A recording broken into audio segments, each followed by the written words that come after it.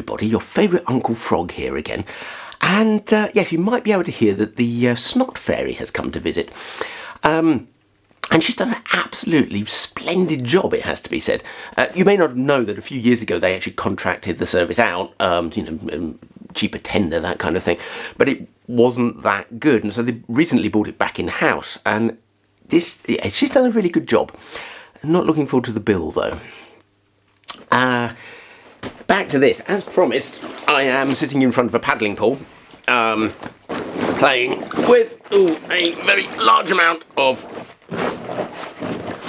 cotton fabric.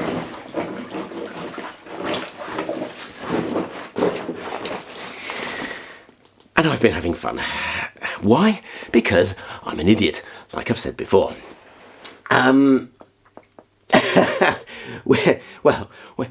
Let's start. It's been a category of misadventure, let's say. The previous owners of this house, they left behind, when they moved out, they left behind an old paddling pool, and I thought, I can use that.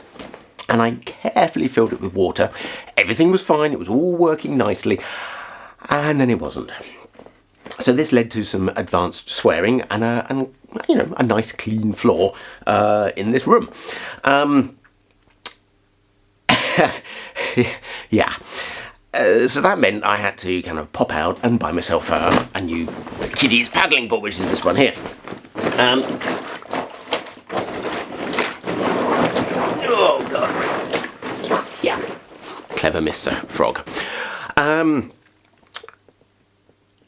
It's the middle of winter at the moment, so I popped out and bought the paddling pool, and the checkout lady gave me a very quizzical look, obviously because it's like minus X degrees at the moment, and yeah. Luckily she didn't make any sarcastic comments about setting up a mini ice skating rink, so I suppose that's a positive thing. So I've moved on from preliminary design stage swearing, mid-project muttering. Now I've gone on to the full advanced swearing. Then we run into the next problem. I need to get the water up to 60 degrees centigrade, and I need to be able to measure that with a thermometer. Medical thermometers only go up to 40 degrees. Apparently humans don't do particularly well above 40. Baby thermometers only go up to 50. Apparently you're not supposed to poach babies in water. And on a side note, it's interesting to learn that baby thermometers are not made out of babies. Again, what learned. Yeah. Then it runs into the next problem that I just can't get this up to 60 degrees centigrade. I can get it up to 50, which is what I'm working with at the moment, which means the dye is probably going to be a little bit blotchy, I'd imagine. So yeah, it's life is look.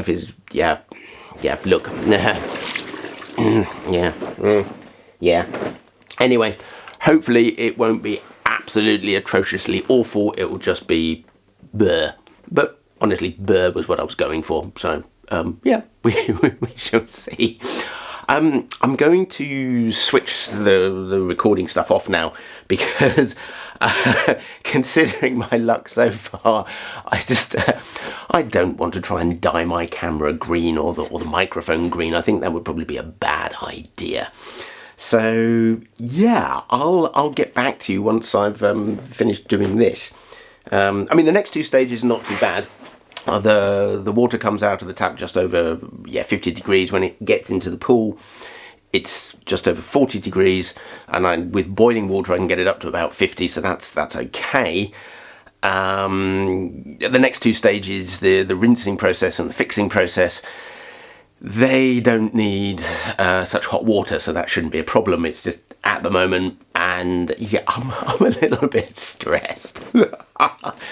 But I have been clever. I've put a green jumper on so they don't notice, and I'm using my gloves so I don't end up with green hands. Yeah. Why do I do this? Why? Because I'm an idiot. Anyway, see you later. Well, that was fun. So, it's quite surprising how much 27 square metres of cotton weighs when it's wet. So after that first bit that I showed you, I had to drag that out through the cellar door, which is over there.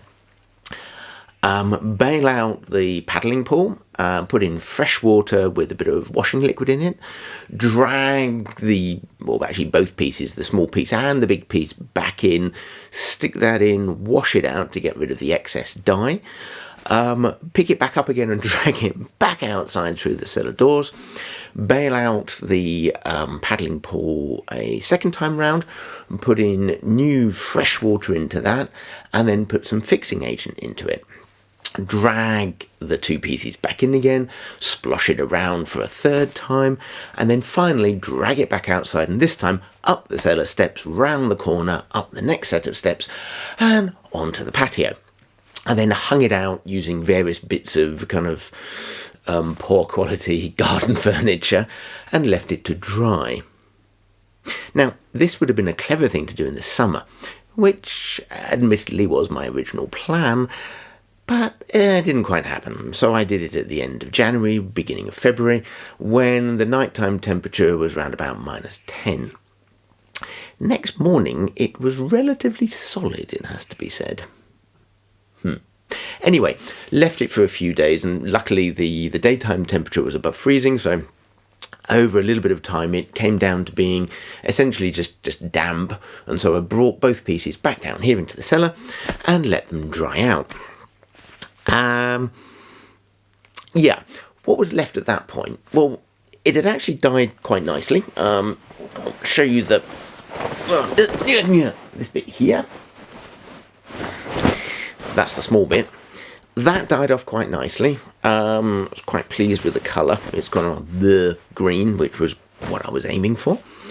The next bit was to put some reinforcing points in, because the idea would be that I'd have 3 wooden posts at the front, 3 wooden posts at the back, and if you remember, it's going to be kind of side, top, side, 1, 2, 3 posts, and then on each of these long ends and this extra piece, which goes on the back, there'll be 3 attaching points for ropes on the bottom of the canvas. And so I'll put it up. Actually, I'll just lose myself at this point and just put the whole thing up so you can see it. I produced a whole bunch of large and small leather squares with holes in the middle of them. And then you can also see one extra large, 2 squares, one small square and one larger square with a hole cut out, and that was for the centre post to reinforce that point. I then, with the larger ones, I sewed them on, as it were, front and back, as you can see there, round, and you can actually see that, so round the edges and also into the centre. And the idea behind that is that where is it? Here it is. My post, which is it's redwood, so I think I said before I couldn't get hold of ash, and so I went for the next best thing, which is redwood, which grows here naturally, and I glued in a piece of birch dowelling in the end to hold it in place, and then this just slips over the top like so to hold it in place. And then of course we need something to go over the top, and that is just a looped piece of rope like that, which goes on nice and easy. And the ends, I don't have, I'm going to find the end now. And so this is quite long, and you're thinking, why is it that long, Mr. Frog? Well, get out of the way. There's a reason for this. So the end has been tied off with a little bit of linen thread. Maybe you can see that, I don't know. And then I've had a look, and I can't find when these wooden rope tensioners came in. You know, for the tents, you have this kind of like piece of wood with the 2 holes in it, and just slide it up and it tensions the rope. I can't find out when they came in, and I can't find them in the historical record for anything early medieval, mid or late medieval. So I don't know, maybe you can tell me. But there's a way of doing this with just a rope. And so, it's probably not be able to show you here, but basically what you do is you pass it round under and loop, and it comes up over the top like that. Can you see that? I don't know. So you essentially loop it like that. If that makes sense. And you do that once down the bottom, and then you have the rope comes up and you loop it twice more at the top, and this locks in place. I'll put a photograph of that at the end of the video, along with a photograph of the complete shelter. The other thing I did, which was on the other end, that's not making a lot of sense, is it? So where the canvas gets close to the ground, each end, and there's 3 of them, there's one here, and one behind, they've got 3 holes in them, which again are reinforced with the smaller leather squares, and here I've just put a rope through, and it's knotted this end, and I've just done a very, very simple splice here and spliced a loop in. Okay, spliced a loop in. I haven't spliced a loop in because a loop in is a flower, and there'll be no point in splicing a loop in. I have spliced a loop in. And it worked. It's quite easy to do. I'm going to do a video sometime later on building my tent, and I'm going to be a little bit more serious in that video. And so in that video, if it's up at this point when you're looking at this, you can have a look at that video and you can see how you do this simple splice here, and I'll also show you how to do a T-splice, which are the 2 very, very simple splices that I use to put my tent together. However, that is all done apart from the tent pegs, and I need to make up a shed load of tent pegs. And again, I'll do another video, separate video on making tent pegs. It's quite a short one, but I like making tent pegs. It's fun. So that's it. It actually worked, and as promised, here's the photograph of the shelter as complete. It's getting a little bit dark at the time, so it's not quite a bright sunshiny picture because again it's winter, but it shows you what it looks like when it's up. So if you have enjoyed this idiotic and stupid project of mine, which I definitely wouldn't recommend, then you can make me feel better by commenting, rating and subscribing, and if you feel so inclined, there's also the Patreon. Anyway, hope to see you next time. Bye!